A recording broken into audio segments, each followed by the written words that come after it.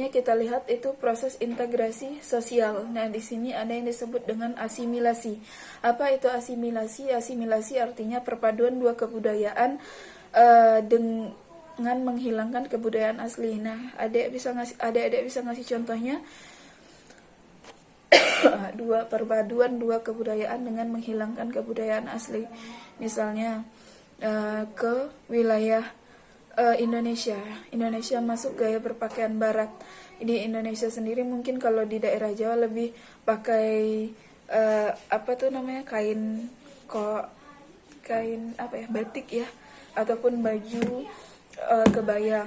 Nah, sekarang orang nggak ada lagi pakai itu, orang udah pakai baju seperti biasa aja, mungkin kemeja, mungkin dress dan lain-lain. Itu sudah asimilasi, dimana orang Jakarta tidak terlalu sudah meninggalkan budaya berpakaiannya kalau misalnya kayak gitu. Nah, sekarang kita lihat lagi yang akulturasi yang B. Akulturasi yaitu proses perpaduan dua kebudayaan tanpa menghilangkan kebudayaan asli. Nah, contohnya di Minangkabau ya, atau di Padang. Itu kan ada makanan terkenalnya kan rendang. Nah, makanan barat yang terkenal atau westernnya atau cepat sajinya misalnya kan ada burger.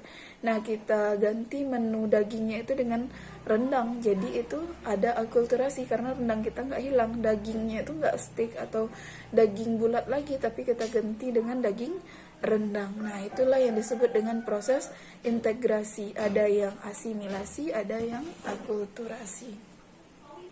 Selanjutnya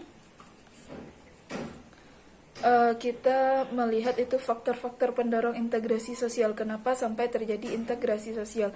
Yang pertama, adanya toleransi terhadap perbedaan. Jadi untuk menyikapi budaya asing yang masuk, kita tidak boleh terlalu mentoleransi. Kita ambil beberapa dampak positifnya, kita buang dampak negatif, tapi kita juga tidak meninggalkan kebudayaan kita, atau kita istilahnya melakukan penyaringan. Yang kedua, kesempatan yang seimbang dalam bidang ekonomi. Nah, kalau seimbang, jadi orang bisa mempertimbangkan untuk mempertahankan kebudayaan-kebudayaan asli. Misalnya kalau di bidang ekonomi kan sekarang orang lebih cenderung makannya cepat saji. Orang nggak terlalu suka makanan-makanan tradisional. Nanti kalau orang tradisional punya juga modal yang bagus, pasti dia bisa juga melakukan kreasi atau modifikasi terhadap makanan-makanan. Yang ketiga, sikap saling menghargai.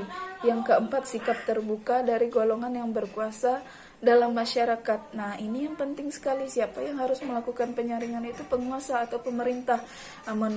Karena mereka yang ujung tombaknya. Kalau mereka semuanya diizinin saja, nah itu ya udah jelas mengancam secara langsung kepada budaya kita. Tapi misalnya gaya orang yang tidak boleh masuk ke Indonesia yang dengan menggunakan pakaian terbuka, misalnya untuk bule-bule. Nah, itu udah melindungi kebudayaan. Tapi kalau seandainya diizinkan, ya itu berarti juga membuat bangsa Indonesia secara tidak langsung diajarkan pada budaya-budaya barat yang katanya keren itu. Nah, yang kelima, persamaan unsur-unsur kebudayaan. Yang keenam, perkawinan campuran. Yang ketujuh itu ada musuh bersama dari luar. Berikutlah faktor-faktor yang mendorong proses integrasi.